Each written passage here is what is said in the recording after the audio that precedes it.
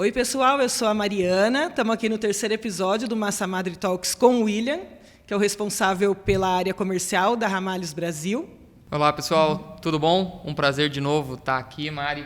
Obrigado aí pelo convite. E hoje a gente sempre tenta trazer aqui presenças e pessoas importantes do nosso setor, do nosso segmento. E hoje não é diferente, né? Temos aqui um convidado muito ilustre. Muito ilustre, chefe boulanger, Nilson Diniz. 24 anos de panificação, né, Nilson? Consultor em panificação também, muito bem-vindo. Obrigada por aceitar o convite. Ficamos muito felizes, muito honrados com você aceitar. Eu que agradeço. Muito obrigado, William. Muito obrigado, Mariana.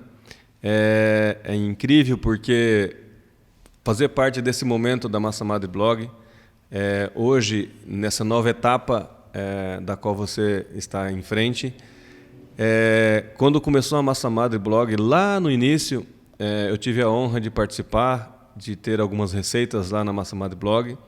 E esse marco que nós iniciamos hoje, estar aqui com vocês, é muito prazeroso. E essa parceria, acredito que se perdure aí por muito tempo.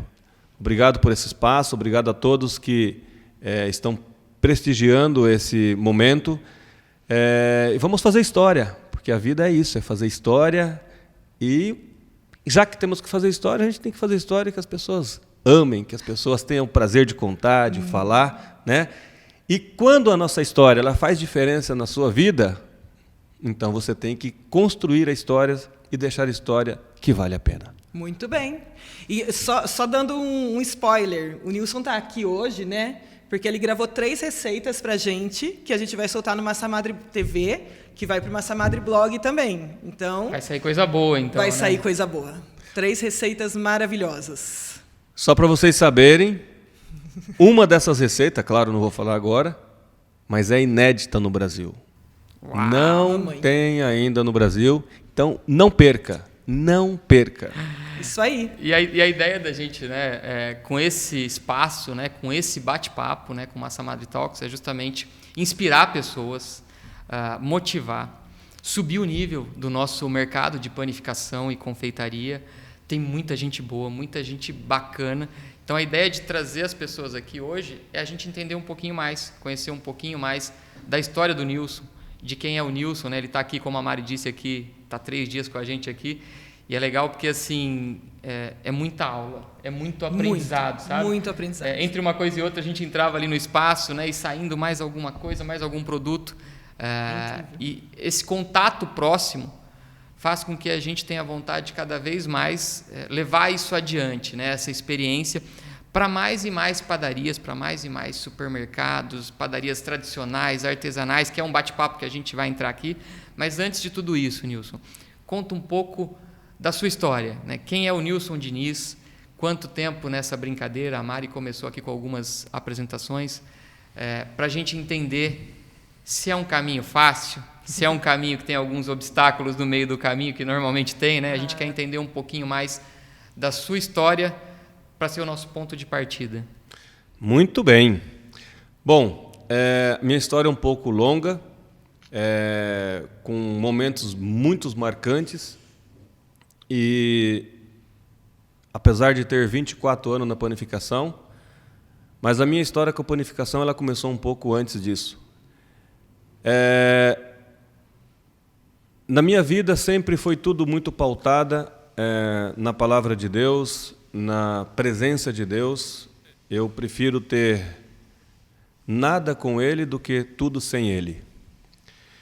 E depois de muitos anos que eu vim entender exatamente que nesse momento da qual eu vou falar, que Deus estava formando ali esse padeiro que hoje sou e que sou imensamente grato e amo de paixão a minha profissão. Não sou um cara que mereço tanto quanto Ele me deu. Eu sou do Paraná, morei na roça há 20 anos, uma família pobre, muito humilde. Sou eu e mais 2 irmãs e 3 irmãos, então nós somos em 6. Vivíamos uma vida muito difícil na roça, às vezes passávamos necessidade. E um ponto específico, aos 12 anos de idade, trabalhando de boia fria, para quem não sabe quem é boia fria, é quando você levanta muito cedo e você coloca a comida em uma marmita ou etc. e leva para a roça. Então, quando você come, então é conhecido como boia fria ou comida fria. Por isso chama-se boia fria. Aos 12 anos. Aos 12 anos. O legal é essa evolução que a gente tem hoje também, né? No nosso mercado. Assim, hoje, claro que muita gente, infelizmente, ainda passa por essa realidade, né? Mas o mercado também foi amadurecendo. Hoje não é nem permitido, né? As pessoas trabalharem, fazerem nada, né? Antes dos 14, ali 16. Mas muita gente, né? Começou ali nessa época, né? E dali começou sua formação. Pode continuar, né? Exatamente. É que, na verdade, só abrindo um parênteses, hoje, a gente que vive nas grandes metrópoles, a gente não imagina o que um agricultor passou para que nós possamos ter um alimento na nossa mesa, um alimento de qualidade na nossa mesa, o quanto sofreu aquele agricultor lá. E que, na maioria das vezes, eles não são valorizados. Mas, vamos lá. Então, aos 12 anos, trabalhando de boia fria, uma cena que ainda vivencio presente na minha vida todos os dias. Faço questão, até porque eu acho que quando a gente perde as nossas origens, a gente corre-se o risco de mudar de caráter. E eu não quero que isso nunca aconteça na minha vida. Eu acho que a humildade ela tem que ser sempre o alicerce da vida de qualquer ser humano. Então, nesse exato momento, a gente estava trabalhando de boia fria, eu e minha irmã, a Cirlei, e um tio meu levava pão francês num saquinho de papel para tomar café às 9 horas da manhã, que era o horário que nós tomávamos café na roça. E a gente, como não tinha nada para comer, às vezes você tinha uma fruta que tinha lá no meio da plantação, ou você tinha, às vezes, uma mandioca que você levava para comer, mas a gente queria o pão. Porque você não pode imaginar o que é você estar no meio do campo e você nunca ter contato com alguma coisa. E quando ele abria aquele saquinho de pão assim, era um perfume incrível, incrível. Então a gente ficava balbuçando vontade de comer, mas não podia, que levava só para ele. Então, um fato que hoje vejo, a gente esperava ele terminar de comer e catava as migalhas do pão que caía na terra e cheirava e lambia aquele saquinho de manteiga quando ele não estava vendo, para matar essa vontade que a gente tinha de comer pão. Me arrepia de falar, porque é algo assim bastante marcante. Mas aí, o que acontece? A gente fazia aquilo de uma forma muito natural, era somente para matar uma vontade. Mas era o que tinha na época, né? Era o que tinha. Exatamente. Mas anos depois, o que acontece? Eu vi que no Evangelho, quando Lázaro, ele fazia o quê? Ele ficava assentado ao redor das mesas dos ricos, caindo as migalhas aqui no chão para se fartar. E qual foi o prêmio dele?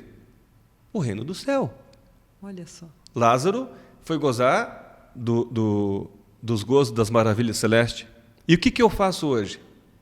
Deus me deu a honra, a graça de fazer um melhor produto hoje para o mercado nacional, que vem na implantação desse produto hoje no mercado, desde 2016, foi a implantação da fermentação natural, que é algo tão incrível, que todas as pessoas que comem os pães que a gente faz, eles falam, cara, que coisa inacreditável. Bom, não preciso falar, vocês sabem falar disso. Com certeza. E eu vejo que eu não tenho dúvida que eu quero ser exatamente esse instrumento de Deus para que Ele use esse instrumento. Porque não adianta eu ser um instrumento se não tem quem saiba manuseá-lo da melhor forma possível. Sim. Então, antes da gente chegar ali, você comentou da fermentação natural, que é um assunto que com certeza a gente vai chegar. Essa questão de ajuda ao próximo, de desenvolver pessoas, mercados, né, e até paladares. Você teve uma primeira paixão ali, então, pelo pão aos 12 anos. Isso. Mas quando foi efetivamente que assim, né, você virou essa chave e entrou para o mundo da panificação? Como que aconteceu, né, para sair da roça e foi direto para a panificação? Como que foi a sua história nesse sentido? Nossa, teve um trajeto muito longo aí. Então, eu saí da roça no intuito de dar uma condição melhor para minha família. Ver se eu vinha para São Paulo, porque São Paulo era a porta do céu para todo mundo, isso é o que todo mundo falava quando alguém estava na roça, e porque a gente vivia realmente sem perspectiva de nada. Então, com uma sacolinha de mercado, eu não tinha roupa para colocar ali, e vim para São Paulo, e aqui passar pelas dificuldades. Em São Paulo, eu fui entregador de jornal, costureiro, metalúrgico, morei debaixo da lona, cozinhei em cima de 4 blocos de tijolo, porque não tinha absolutamente nada para dinheiro para sobreviver. E ainda no bairro que eu estou hoje. Bom, quando eu estava aqui em São Paulo, meus pais se separaram e eu precisei, como filho mais velho, terminar de criar os meus irmãos. Então, eu trouxe todos para cá, porque esse era meu sonho, realmente, de dar uma qualidade de vida melhor para minha família. Mas essa era a minha vontade. Mas eu não tinha noção do que era criar uma família. Eu não tinha condição de criar uma família, principalmente numa cidade como São Paulo. Tinha responsabilidade, sim, mas não sabia nem por onde começar. Exatamente. Então, quando já estavam todos aqui em São Paulo morando comigo, debaixo da lona, realmente, literalmente sobre isso. Isso na rua mesmo, assim? Tipo, não tinha... Não, no Embu, numa área invadida na divisa de Embu das Artes com Cotia. Tinha 3 casas, era mato pra caramba. Para mim, o mato não fazia diferença porque era familiar, né? E graças a Deus que tinha um mato ali, porque eu poderia pegar as madeiras secas para poder cozinhar. Mas o chão também era de barro, não tinha, era com argila, exatamente. Não tinha, era difícil mesmo. E, enfim, ninguém morreu. Eu era metalúrgico nessa época. O dinheiro que eu ganhava não dava para manter minha família. Então eu comecei a fazer umas bolachinhas. No Paraná chamava-se bolacha de banha, bem molinha, macia pra caramba. E eu comecei a fazer essas bolachinhas. Para vender? Para vender, para poder. Então eu fazia, embalava o saquinho com 10 unidades e saía na rua para vender, para arrecadar uma grana para levar comida para casa. Sem recurso. Sem recurso nenhum. Forno. Sem nada. Os 4 tijolos. Eu fazia no fogão da minha casa, fogãozinho pequenininho. E depois de 1 ano eu comprei um forno um pouquinho maior que cabia 2 assadeiras. Olha e aí você continuava dividindo o seu trabalho como metalúrgico com a questão das bolachas. Exatamente. Eu fazia isso porque eu não tinha condições de viver só da bolacha e eu tinha que fazer o metalúrgico, senão que era a única garantia que eu tinha do salário. E a venda disso, como que era feita? Na rua? Na rua. Na rua. Na rua, oferecendo para cada pessoa e aí foi. E ali onde que você... Pô, né? Bom, ainda tem uma... Aí vai. Vamos lá. Que a história... Onde entra a panificação aí? Bom, passou alguns anos. Minha irmã conheceu um padeiro e começou a namorar com o cara e foi morar com ele. Passou alguns anos, foi em 2002, teve uma chacina nessa padaria e morreram 8 pessoas. Caramba! Uma loucura, né? Morreram 8 pessoas e a padaria fechou. E aí, minha irmã era balconista da padaria e meu cunhado era o padeiro. A padaria fechou, ele não tinha condições e a gente vivia... E eu estava, na verdade, meu primeiro filho estava nascendo em 2002. E eu já estava indo para 7 anos na metalúrgica. Como é um serviço muito pesado, eu já de uma vida sofrida na roça, eu tive uma dorcossilombalgia, eu fui afastado no INSS com a dorcossilombalgia exatamente quando aconteceu isso. E só um detalhe importante, na hora da chacina eu estava na igreja que está a 50 metros da padaria, Nossa. Num evento chamado Cerco de Jericó. Como a história... É incrível. E aí o que acontece? Nós tivemos que se ajudar, voltar a se ajudar novamente, para que eles sobreviverem. 6 meses depois, a dona da padaria ofereceu para ele se ele queria abrir, para ver se ele conseguia um dinheiro para pelo menos se manter. E como eu estava afastado, ele pediu para que eu pudesse ajudar ele, porque ele não tinha estudo, e para que eu pudesse fazer contato com fornecedor e essas coisas. A gente não tinha dinheiro para nada. Então, eu fui ajudá-lo. Eu não era ainda dono da padaria, não tinha parte nenhuma com a padaria, era apenas para ajudar. Ali começava a sua história, então. Aí começava a minha história, porém, aí tem um detalhe, porque eu fiquei 2 anos com ele, ajudando, mas eu nunca desci para fazer um pão. Você era do administrativo? Eu era do administrativo. Olha só. 2 anos depois, um dos clientes... Claro, a padaria foi um sucesso. Ele com 2 anos, ele conseguiu muita coisa, muita coisa. E ele era o padeiro? E ele era o padeiro. Continuava o padeiro. Ele conseguiu muitas coisas. E 2 anos depois, em 2004, teve uma pessoa que comprava pão dele, que revendia, que tem uma pequena loja, que não quis mais trabalhar. Vou fechar. E aí ele perguntou se eu queria abrir a loja. Eu falei, mas como que eu vou abrir a loja? Eu não sei fazer um pão. Ele falou, não se preocupe, eu te vendo os pães, você revende. Eu falei, caramba, era isso mesmo? Tá, vamos lá. Eu não tenho, perdeu, já tinha meu salário do INSS, minha esposa tinha o salário dela. Fui.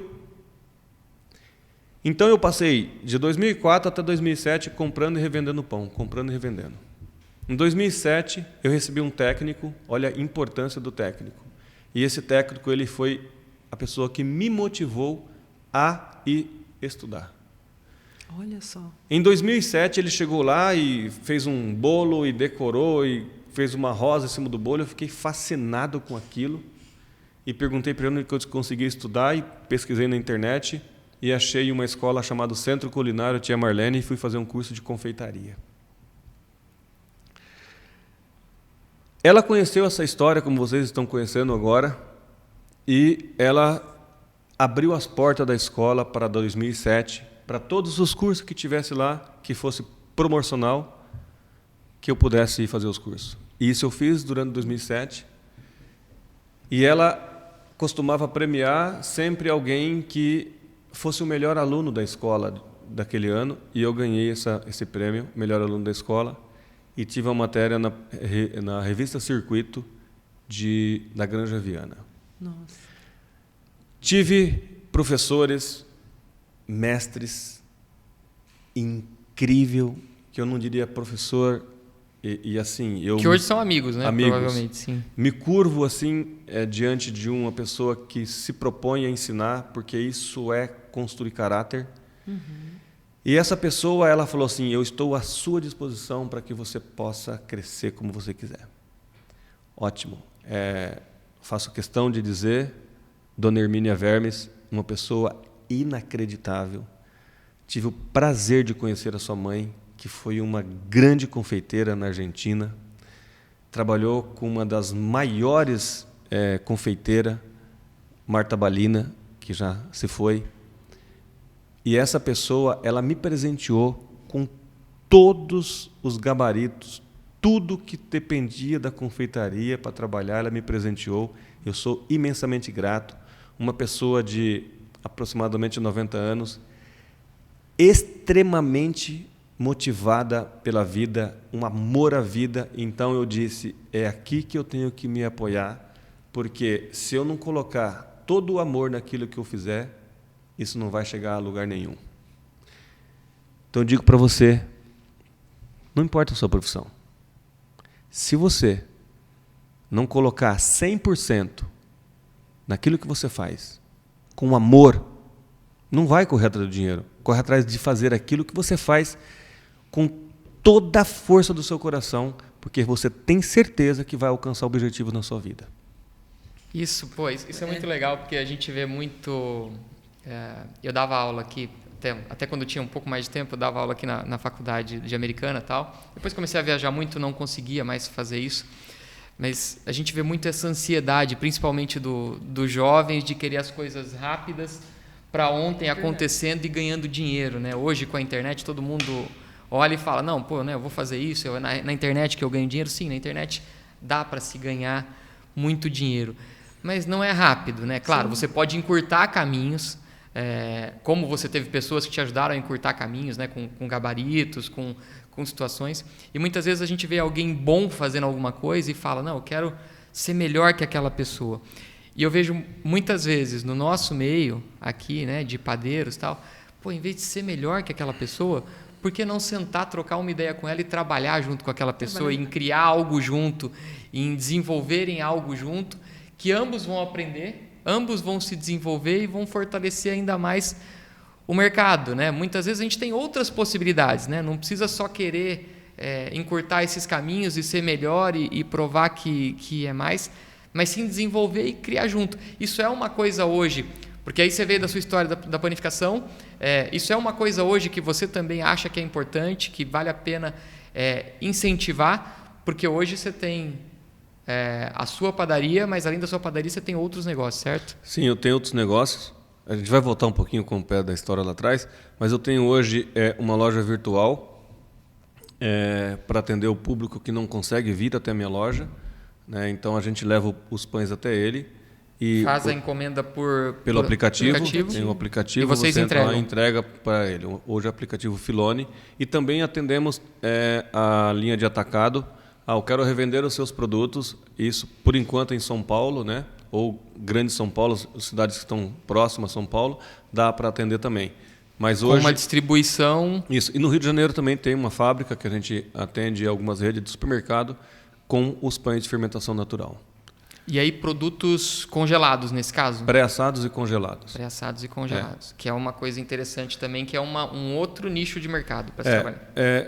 Criaram-se muito uma cultura de que o pão pré-assados e congelado não presta, que isso não... Mas se você tiver uma matéria-prima de qualidade e uma tecnologia de ultracongelamento, é o melhor caminho e perca zero. É uma sustentabilidade absurda e faz você ter um lucro gigantesco. Isso é uma coisa legal de se comentar. O congelado hoje no Brasil, como que você enxerga o mercado de produtos congelados? Porque, sim, muitas vezes a gente escuta falar que o congelado não é tão bom quanto o produto fresco. Olha, qual que é a tua opinião hoje sobre esse tema?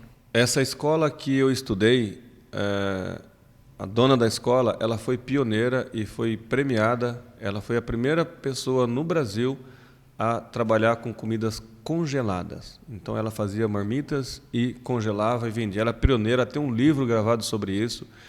Eu não tenho nenhuma dúvida que você hoje, se você usa de forma correta a tecnologia vamos falar de questão de pães pré-assados e congelado, você não perde absolutamente nada da qualidade do produto. Pelo contrário, se você tem um bom ultracongelador, se você tem uma boa rotina no seu trabalho, segue-se os processos corretamente, você descongelar um produto e finalizar, você tem um produto muito melhor do que você acabar de assar ele e comer. Por qual motivo?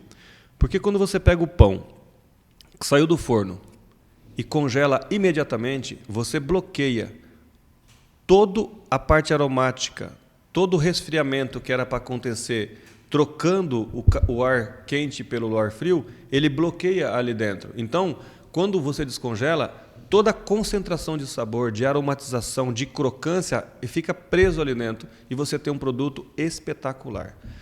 Eu pago para ver qualquer pessoa que comer um pão pré-assado e congelado de dizer para mim que é um pão que foi pré-assado e congelado. A pessoa não consegue perceber essa diferença se for bem feito esse processo. Se for bem feito esse processo. E hoje a gente tem uma tecnologia incrível.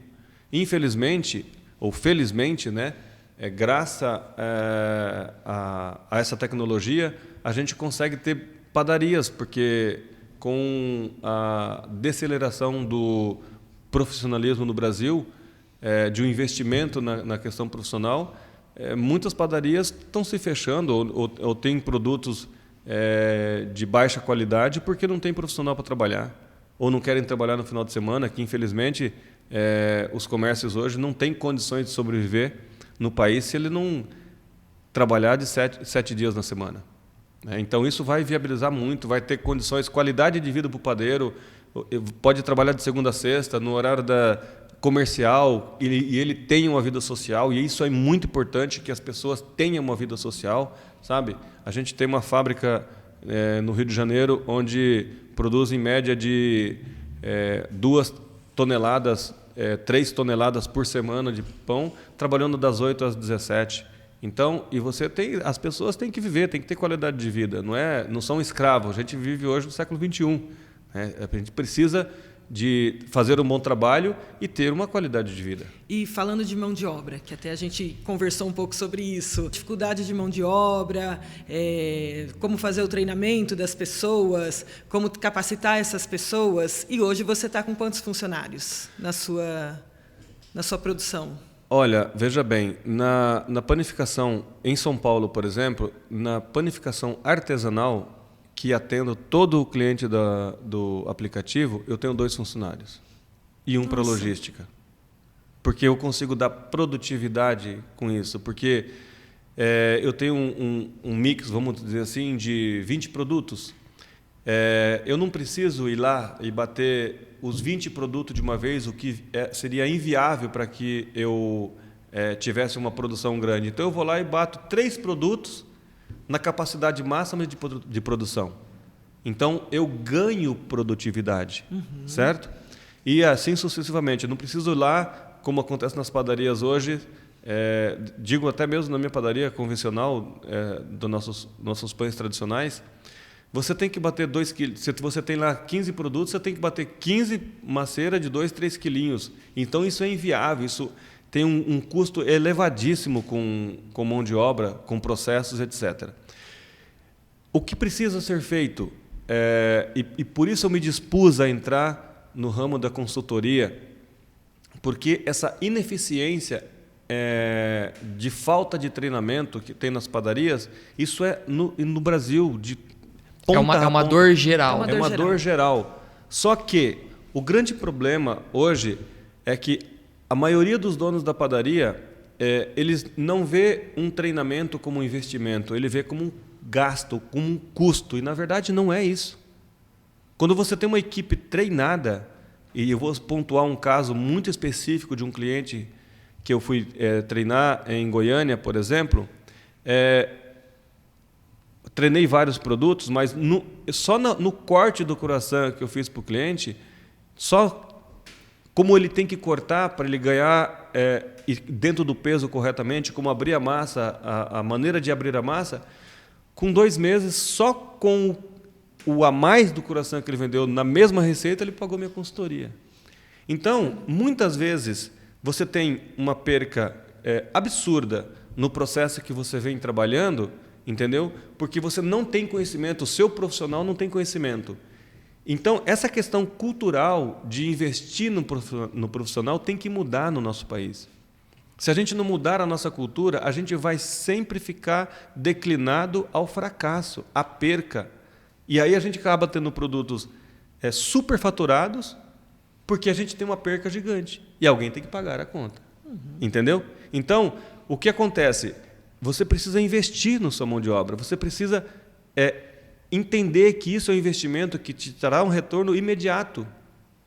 Se eu não investir, porque veja bem, o que nós ficamos esperando? Ficamos esperando pelos órgãos sociais, ou governo, etc., que vai criar pessoas para o mercado. Não, você tem que dar condições para a sua equipe, formar a sua equipe dentro da sua política, dentro da sua empresa, dentro daquilo que da sua ótica, do seu projeto, daquilo que você realmente quer fazer. Entendeu? Educar as pessoas, mostrar para ele, abrir a planilha de custo para ele, ver o quanto é importante o tempo de produção, o tempo que ele leva ali, o quanto que pode carregar a minha receita, ou seja, roubar o lucro da minha receita, mostrar para ele isso, criar essa interatividade com o funcionário, entender que as pessoas que tem dentro da minha empresa, elas não são os meus inimigos. Sem aquelas pessoas eu não tenho empresa, eu tenho que ter essa parceria.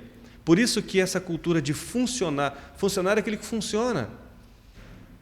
Porém, por isso, essa colaboração. Eu tenho que ter um colaborador. É uma rua de via dupla, ela vai e volta. Entendeu? Então, eu preciso ter dentro da minha empresa, não escravos, eu preciso ter pessoas que são parceiros, colaboradores. E muitas vezes nessa linha, o escravo acaba sendo o dono do negócio.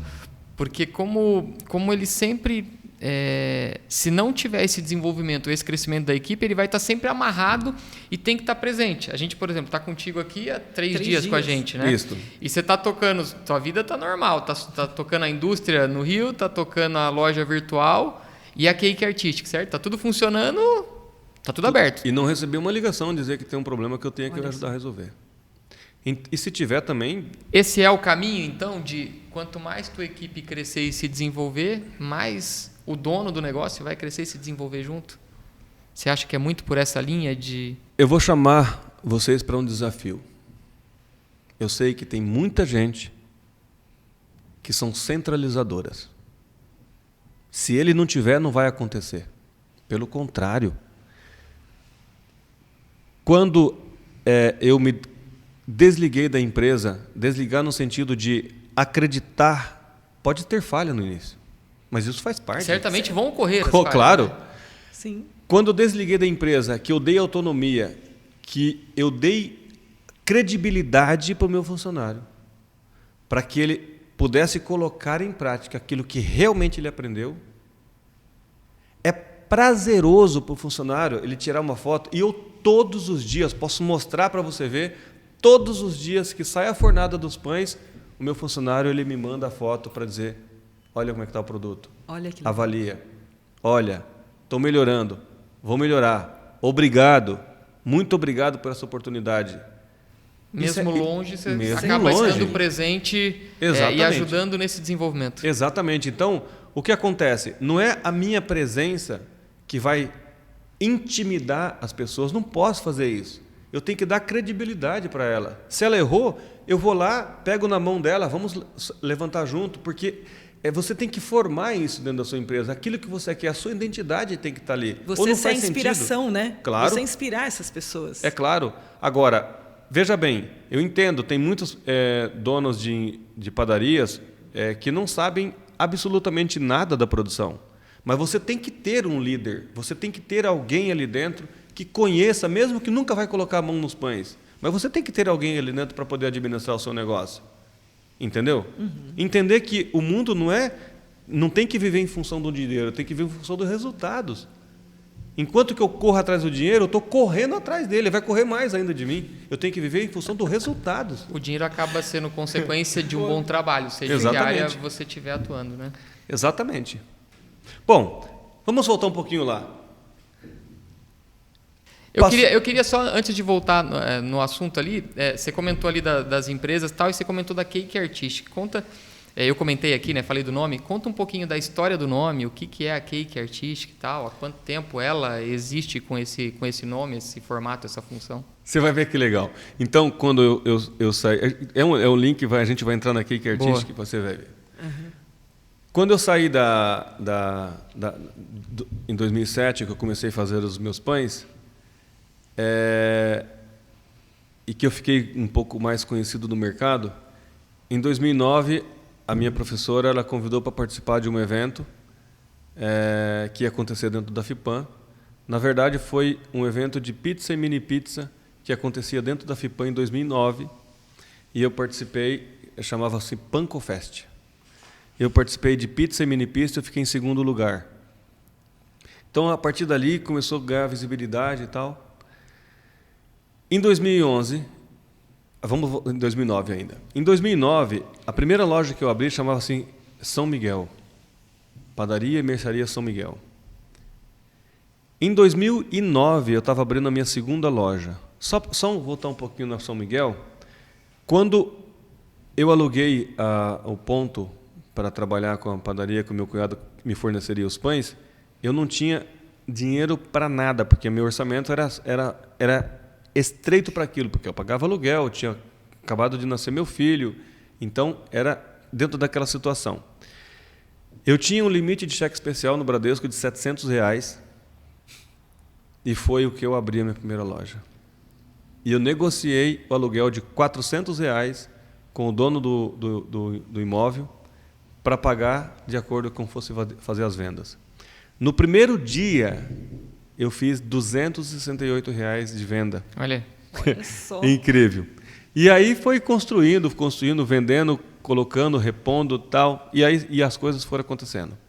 Em 2009, eu estava abrindo a minha segunda loja, que é a Cake Artistic. E por que eu coloquei Cake Artistic? Minha professora, ela tem uma empresa de moldes de silicone e chamava Gumes, só que o logo dela é mão de fadas. E eu falei, caramba, como é que eu vou colocar na minha empresa? Eu vou colocar Cake Artistic, dedos de ouro. E aí eu coloquei Cake Artistic, porque são bolo artístico, que era o que eu fazia, e dedo de ouro. Se ela era mão de fada, eu poderia ser dedo de ouro. E aí foi dedo de ouro. E isso foi muito tempo. Eu acho que Deus quis puxar um pouco a a rédea. Você falou assim, calma, dedo de ouro, mas vamos dar uma caprichada nele, né? Aí, no mês 10 de 2009, eu tive um esmagamento de mão e eu perdi um dedo, né? Nossa. E aí eu fiquei... E era exatamente final de ano, época que tinha que fazer a produção panetone lá em cima e tal. E eu fiquei... Foi muito sofrido. Claro, eu perdi o dedo por uma negligência médica, mas a minha mão hoje ela fica bem limitada em movimentação. Muito bem. E aí eu saí, fiquei 17 dias internado, voltei com um pino na mão, ainda com coisa, e já estava fazendo pão com aqueles pinos na mão e estou até hoje aí. Bom, fiquei até 2014 no INSS decorrente à minha mão. E aí o Brasil mudou-se o benefício de você receber uma aposentadoria por tempo indeterminado. E aí meu benefício foi cortado e o governo me ofereceu um curso de reabilitação. Como não tinha nada que estivesse dentro da minha área, eu fui fazer nutrição. Eu fiz técnico em nutrição dietética. Quando eu estava terminando o curso de técnico em nutrição dietética, chegou no Brasil uma empresa chamada Franz Panificação, e aí começou minha história na panificação artesanal. Inclusive, através da massa madre, olha que interessante, que eu cheguei na Franz Panificação. Que legal. Olha! Que legal. Eu liguei na Ramalhos, porque eu era muito amigo do Márcio, né? Como sendo o terceiro cliente da Ramalhos no Brasil. Ou melhor, terceiro forno, não sei se era o terceiro cliente, mas o terceiro forno da Ramalhos no Brasil está na minha padaria até hoje. E eu acredito que vai ficar por muito tempo. Então eu liguei para cá porque eu vi alguns profissionais fazendo esses pães de fermentação natural na Massa Madre Blog. E aí o que eu fiz? Eu liguei para cá para saber onde que eu conseguia essas farinhas. E aí o Márcio me indicou o Jaque, que nessa época era da Franz Panificação. Bom, entrei em contato, ainda eles estavam próximo da Avenida Paulista nessa época, na Rua da Consolação. Fui lá, falei com o Axel, e ele falou, olha, daqui tanto tempo vai começar a segunda turma de treinamento na escola. Vai lá. E eu fui. Eu confesso para vocês que no primeiro dia de aula eu não consegui dormir à noite, porque eu não poderia imaginar que aquilo que eu fiz ia dar pão. Eu saí de lá com a sensação que depois de 16 anos de padeiro, eu não sabia fazer pão. E é muito legal encontrar essas questões que mexem com a gente, né? Que tiram o nosso sono, que mesmo depois de um bom tempo, que chacoalha teu mundo, né? Que fala, pô, e agora? O mundo muda a partir daqui. E realmente mudou, porque hoje, sim, você é um dos pioneiros em fermentação natural, faz um trabalho de consultoria. A partir dali, teu mundo teve uma virada de chave de novo ou não? Muito. Por quê? Porque eu vi que ali estava abrindo uma nova etapa, onde que eu vi que ali era o momento de construir uma nova história. Mas eu não imaginava que eu poderia chegar até onde eu cheguei. Até então, eu olhei, vi aquilo lá, meu público não tinha não era o público para comprar esses produtos, e isso me entristecia muito. Eu dava os produtos, eu fazia questão de comprar as farinhas, fazer o produto e dar para os produtos. No final do ano, eu montava uma mesa gigante daqueles produtos e dava para o pessoal. Bom, mas aí... Incentivando o paladar. Incentivando o pessoal a comer, para conhecer aquilo que não é comum. Muito bem. Quando eu voltei no dia seguinte e vi os pães que o chefe Jean ele tirou, eu fiquei fascinado. Eu falei, é isso que eu quero para a minha vida. Terminei a semana de curso, tranquilo, fascinado com aquilo. E agora, né? Tipo, o que eu faço com isso, né? Para onde que eu vou? Exatamente. Aí ele falou assim, o Axel me convidou para que ia fazer um estágio na loja, na empresa, ia fazer um estágio custeado por eles, porque eles estavam precisando de pessoas para ser consultores no Brasil, porque era a segunda turma, ainda eles não tinham... tinha o Jaque, que não conseguia atender a todo mundo. Começava a surgir uma demanda maior. Uma demanda, porque a maneira que eles abordavam os clientes e davam condições para os clientes, então eles precisavam de pessoas para fazer esse trabalho. Como eu já tinha o know-how de padaria, mas eles tinham que fazer uma seleção. Não sei se é verdade, mas eles disseram que passaram 270 padeiros ali para ser selecionado e, graças a Deus, eu fui esse escolhido para fazer o primeiro estágio na Franspanificação. E antes de terminar o estágio, eu já estava fazendo consultoria para eles no Brasil. Que legal. Isso ficou alguns anos, fiquei praticamente 8 meses lá, 8, 12 horas por dia, aprendi muita coisa, a cultura deles principalmente, e fiz esse trabalho de implantação da fermentação natural no Brasil com mais uns 2 consultores que tinham lá na época. Hoje não estão mais dentro de lá essas pessoas, nem sei se continua fazendo pães ou não. Cresceu muito a Franspanificação, sou imensamente grato a eles por essa oportunidade ímpar que eles me concederam, muito mesmo. Hoje faz toda a minha história e fez-me buscar muito desafios assim pelo Brasil, porque... A fermentação natural, nesse sentido, então, você dali continuou, porque você acreditou muito no projeto, mas ainda é algo no Brasil que tem muito a se desenvolver. O que você pensa, pelo que você tem, porque você roda o Brasil todo, né? Sim. Hoje. Veja bem, foram criados muitos mitos em questão da fermentação natural, etc, etc.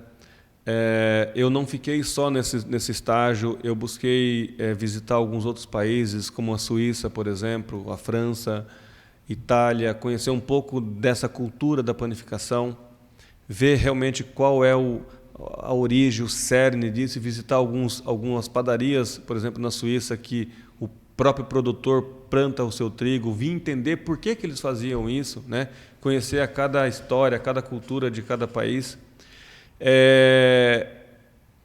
E, claro, isso tem todo um sentido. Você, por exemplo, não pode simplesmente pegar um produto que você saiba que está completamente aditivado, cheio de conservante, cheio de química, e jogar um processo de fermentação natural dele e vender para o seu cliente como se fosse um produto artesanal de boas procedências. Não é, na verdade não é isso.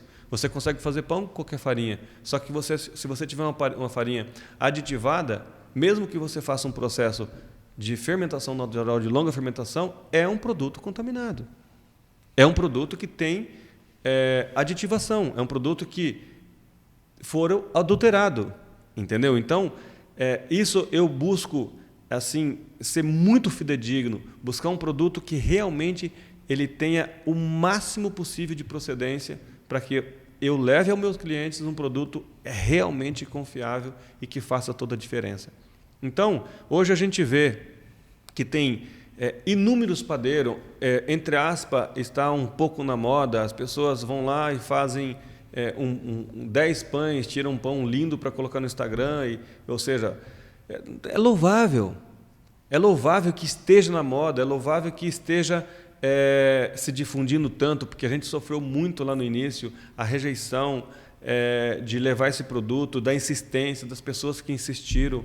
Tenho clientes que fazem, continuam fazendo, tem clientes que são incríveis, que são referência no Brasil na fermentação natural, são fidedignos com isso. Não estou cuspindo no prato, por exemplo, da minha história, da cultura do nosso país. Pelo contrário, tem uma padaria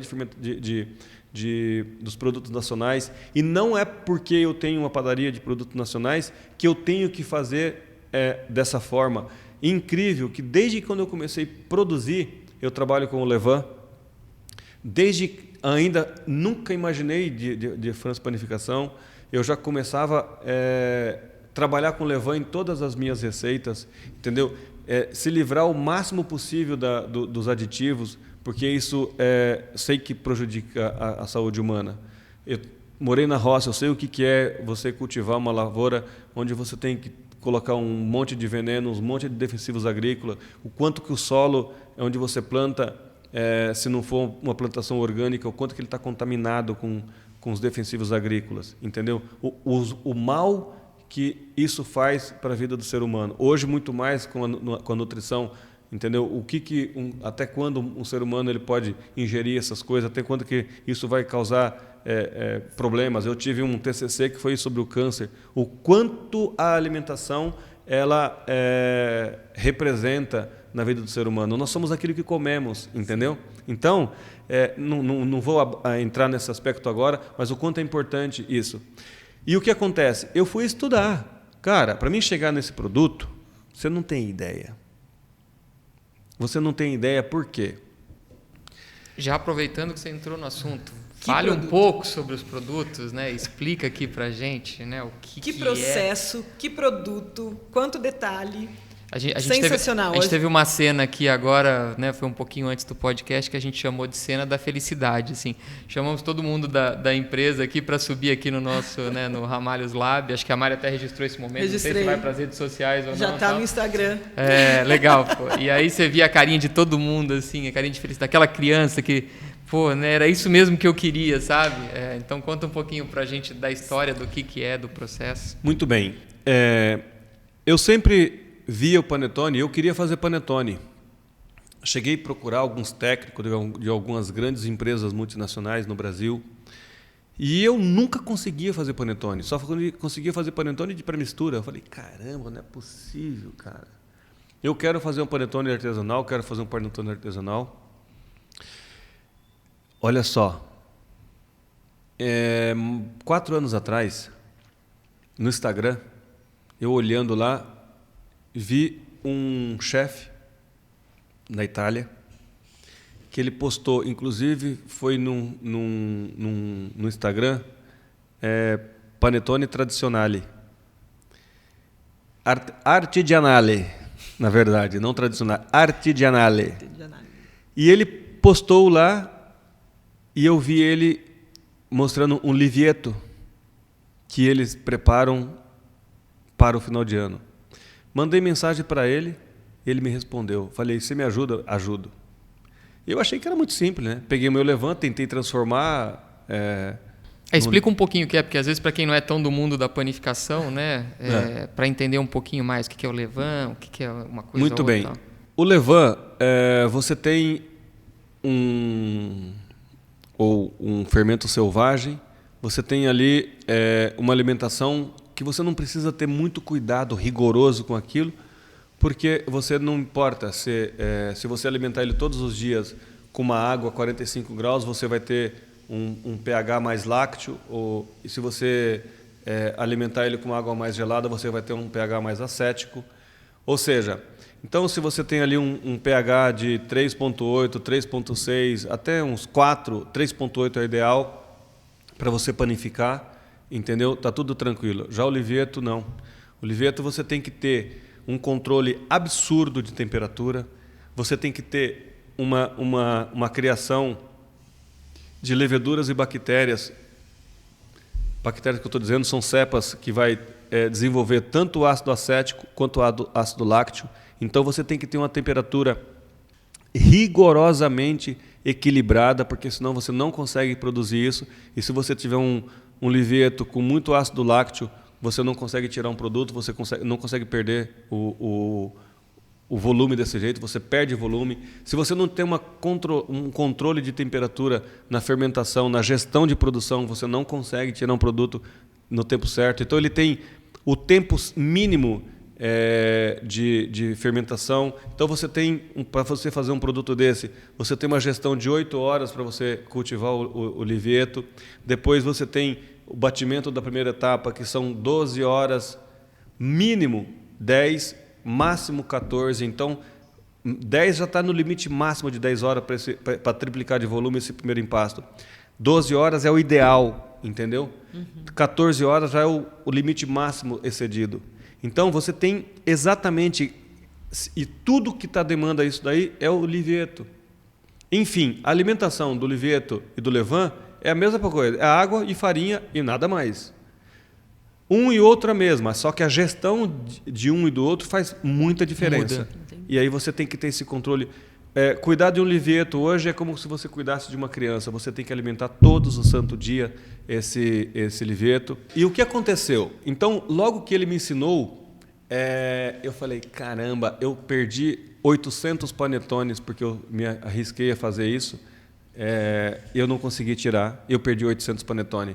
Eu fiz para o aplicativo no Rio de Janeiro e para o atacado e não saiu absolutamente nada. Você fazia algumas receitas, dava algumas, outras não dava, mas exatamente porque se você pegava o Livieto nesse período que estava desequilibrado, você não conseguia tirar nada. Então eu perdi exatamente 800 panetones disso daí.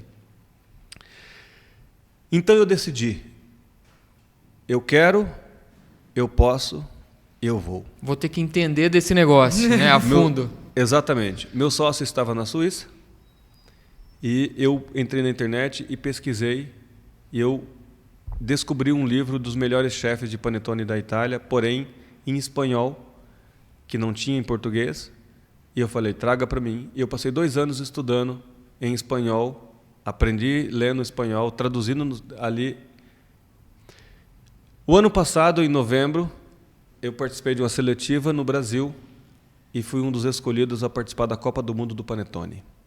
Uau. Gente, para mim foi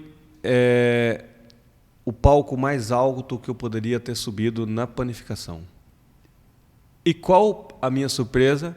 Essa pessoa que eu conheci pelo Instagram, ele era de Milão e eu fui conhecer a padaria dele. Foi uma emoção assim, que legal, incrível, incrível.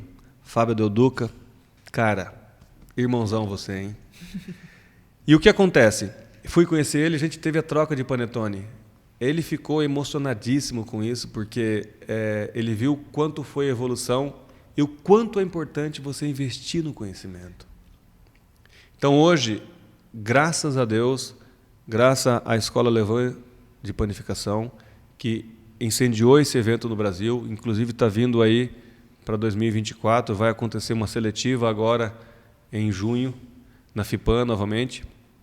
Junho ou julho, não me lembro. Julho, isso.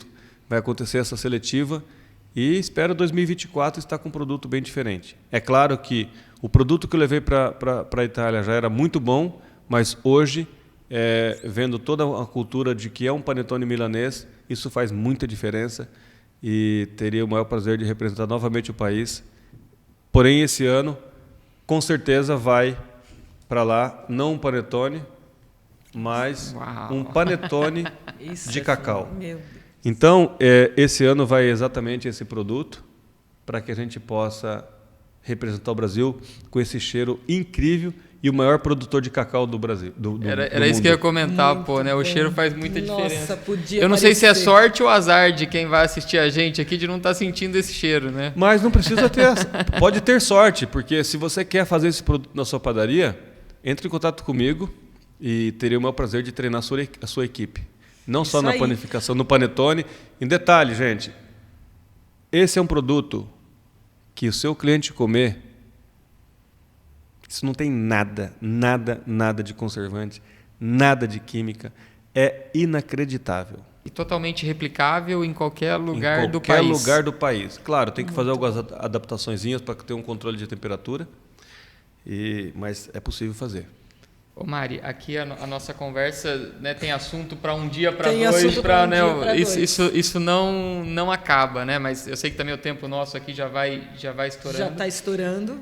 Eu acho que vale muito a pena a gente reforçar a parte de consultoria que você faz também, né? Muitas vezes, né, os clientes também nos procuram ali para perguntar de pessoas, e claro, né, que seu nome é sempre um dos que a gente também indica, mas fala um pouco desse trabalho para quem quiser conhecer um pouco mais. Tem a parte do boliche que você joga também, que a gente acabou nem entrando, né? Eu ia falar isso, não dá para acabar sem falar do boliche, da consultoria, do boliche. Ótimo, vamos falar. Juntos os dois, então. Juntos os Vamos dois lá. assuntos aí.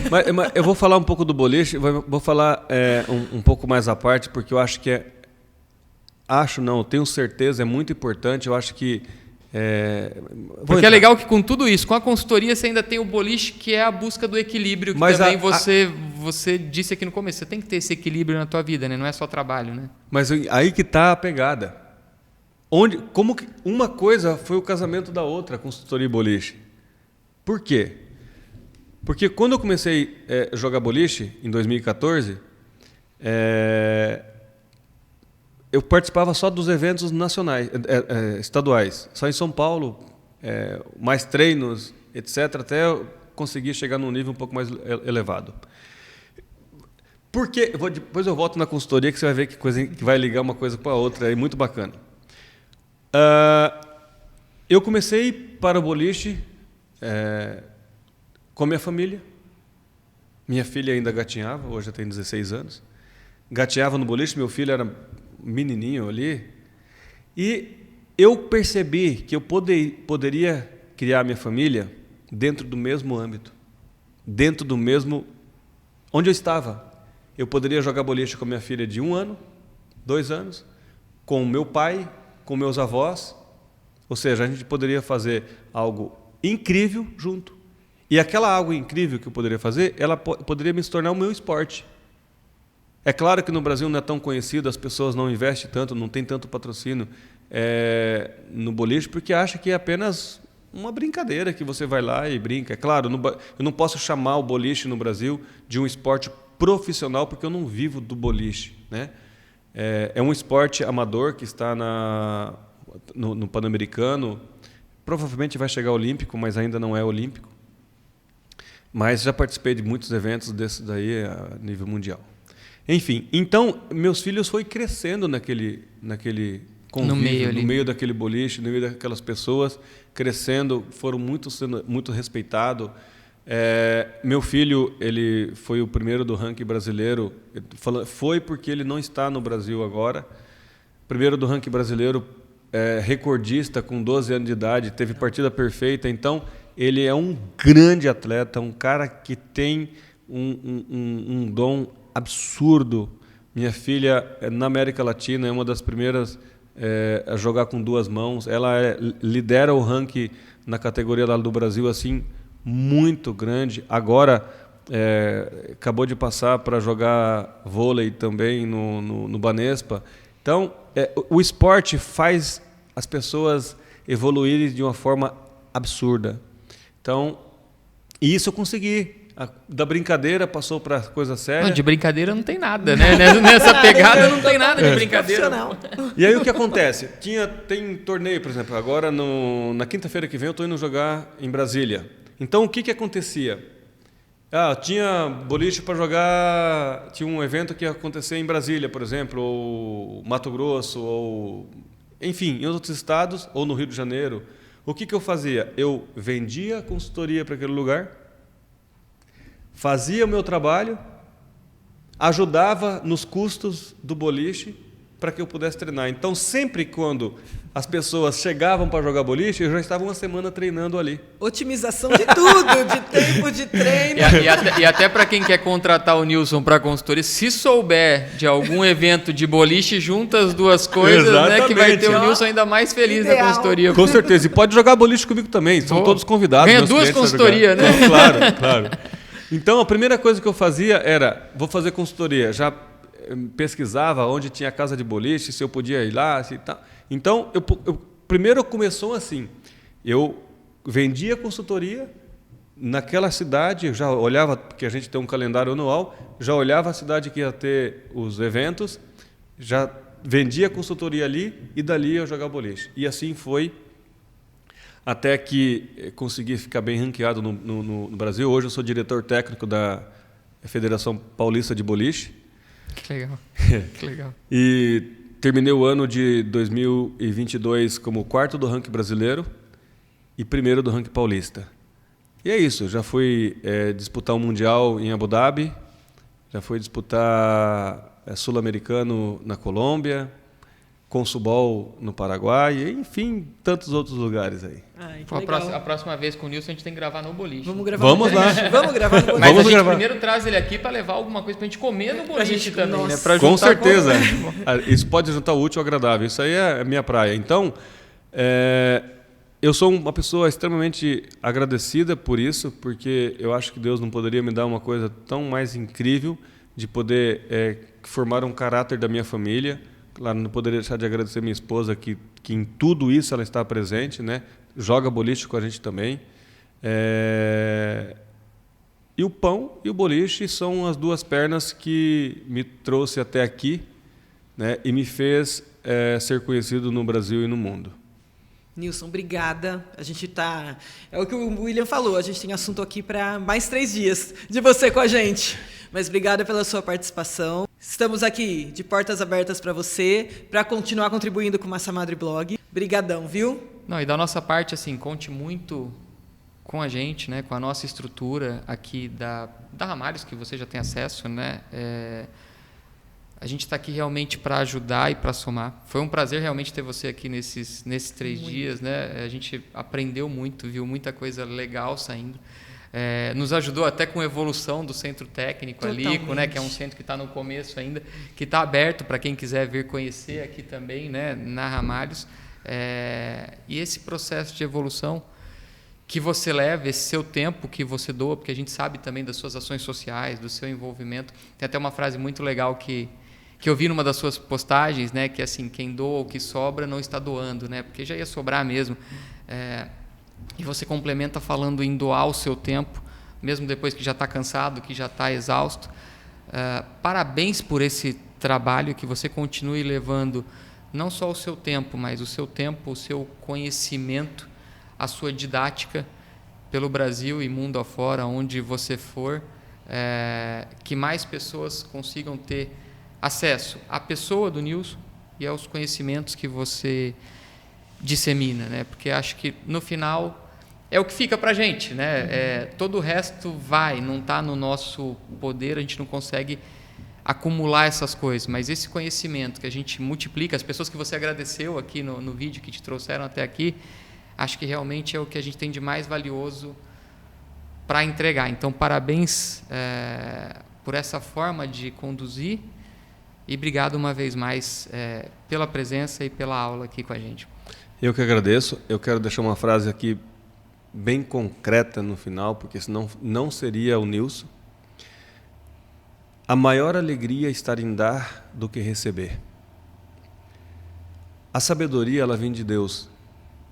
E se Ele dá, não é para que eu seja egoísta e guardar para mim. Se Ele me concedeu essa graça, desse conhecimento, é para que isso fosse difundido. Quando Ele montou o apostolado dele, não foi para que ele tivesse um grupinho fechado, foi para que aquele apostolado levasse a palavra dele pelo mundo inteiro. Enquanto eu tiver vida, enquanto eu puder existir, enquanto eu puder falar, ou se eu não puder falar, ou se eu não puder enxergar, Ele vai me dar sabedoria para que este conhecimento que Ele me deu, Ele possa usar da melhor forma possível. Não faz sentido eu ter esse conhecimento e ser egoísta e guardar para mim. Essa é a minha missão. Eu não sou um profissional, eu tenho uma missão, eu tenho um apostolado. Eu sou um apóstolo da panificação. Esta é a minha missão. Levar onde quer que esteja. Porque o pão, ele vai muito além daquilo que nós imaginamos. O que está fazendo isso com a gente aqui nesse momento é o pão. E o pão reúne pessoas. O pão, ele faz com que as famílias se confraternizem. É os melhores momentos. Começamos o dia com o pão, com nossos filhos, com as pessoas que nós amamos. Então o pão é isso. O pão é além da farinha. O pão é reunir pessoas, é reunir famílias. Fazer a parceria incrível nesses 3 dias aqui, pelo profissionalismo de vocês. Estou aqui para que precisar. Obrigado a Ramalhos, na pessoa do Márcio e da Mônica. São pessoas incríveis, sou apaixonado por eles, porque são profissionais e de caráter incrível. Muito obrigado. Um beijão a você que está assistindo. Compartilha com as pessoas, porque é importante que as histórias elas continuem. Não deixe a história morrer. Faça você também diferença na sua vida. Não espere para amanhã, porque a única certeza que nós temos é agora. Amanhã pode acontecer, o passado já passou. Então, faça agora o que você tem que fazer. Obrigado a todos.